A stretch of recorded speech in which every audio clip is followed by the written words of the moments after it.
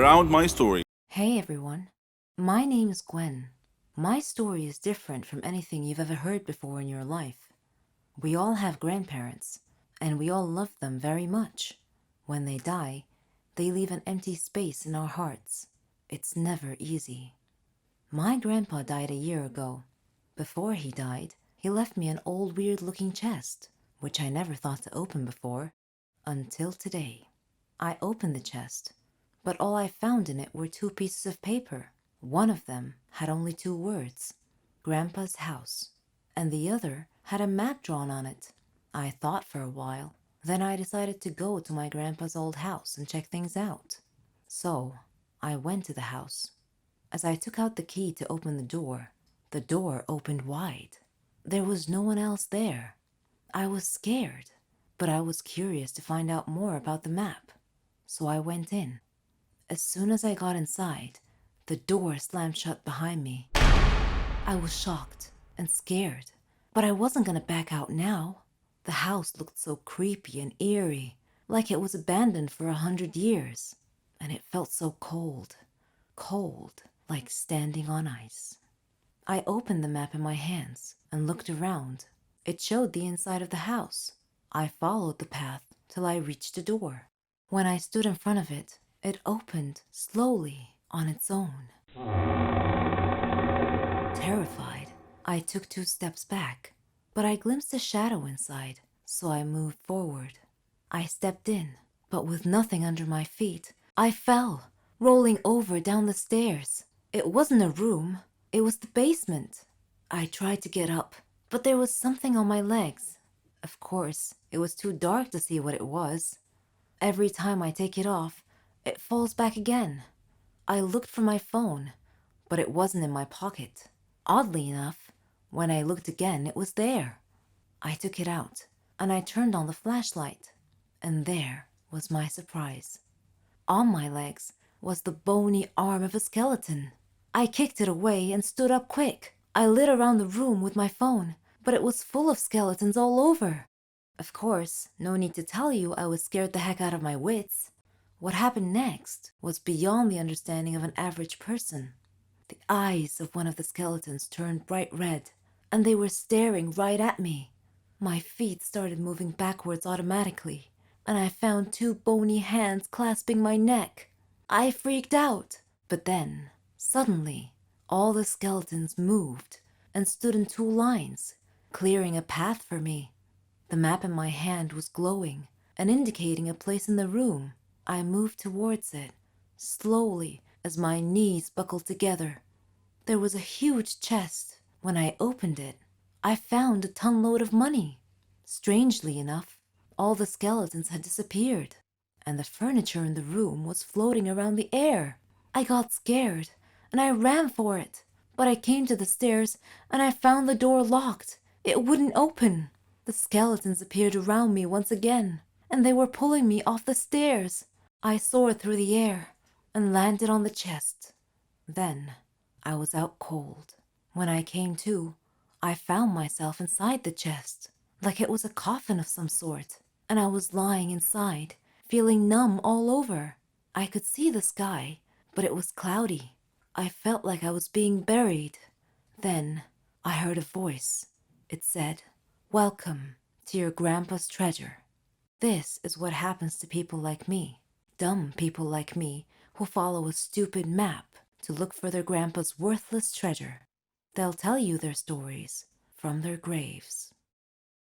I adore detective adventures and solving puzzles that others can't. I'm crazy about this. I love challenges and mysteries. I'm Ramon, but my father's nickname for me is Megamind. I'm 14 years old, and I'm typically ranked number 1 in my class every year. I have become famous for solving riddles. Many comers have tried to unseat me, but all have failed. I love to examine minute details. But let me get on with telling you my story. One hot summer, we had just finished our exams at school and were going on summer break. So I organized a trip to the beach with my friends. Beach weather is amazing. Clear skies, cool ocean breezes, sand, and sun. Just amazing. One day, before my beach trip, my mother handed me a letter from my grandmother. I was surprised and thought it was a little weird because Granny owned a hotel in the surrounding area nearby. It had wonderful views all around it. I had opened the letter, which read, "Dear Ramon, how are you? I hope you're enjoying your summer break. Would you mind spending a couple of days with me?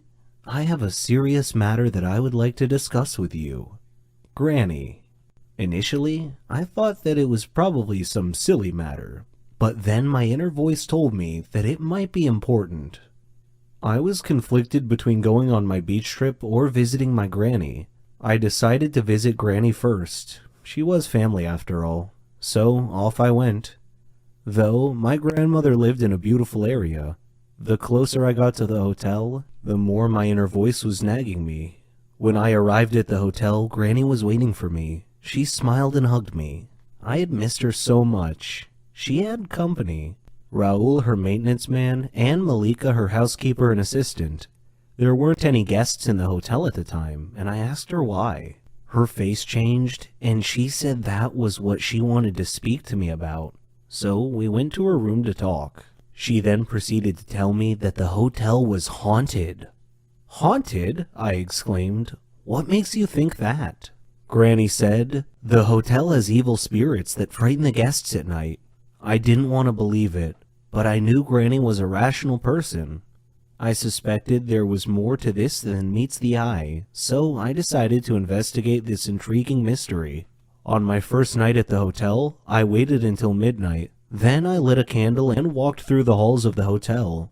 There were photos on the wall, and I could hear whispering and the rustle of the leaves outside. It was a little spooky and unsettling, and made my blood run cold.